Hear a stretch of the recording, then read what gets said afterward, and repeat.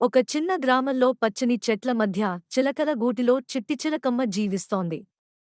అది చాలా ముద్దుగా ఉండేది. అందరి తోడుగా ఉన్న చిలక.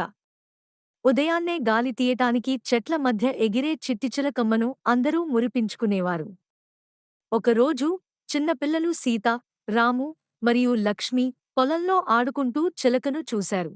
చిట్టిచిలకమ్మా, నువ్వు ఎక్కడికి వెళ్తున్నావు అని వారు అడిగారు.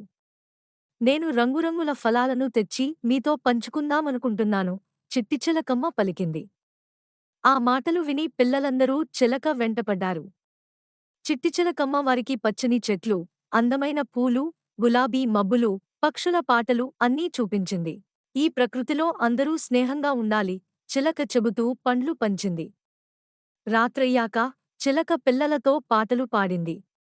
సంతోషం పంచుకోవడం వల్ల మనం మరింత సంతోషంగా ఉంటాం అని చిలక మధురమైన గొంతుతో పలికింది.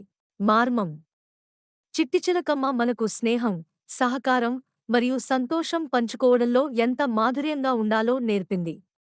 అది చెప్పినట్లుగా అందరం ప్రకృతి అందాలను చూసి ఆనందించాలి, మన జీవితాల్లో ప్రేమ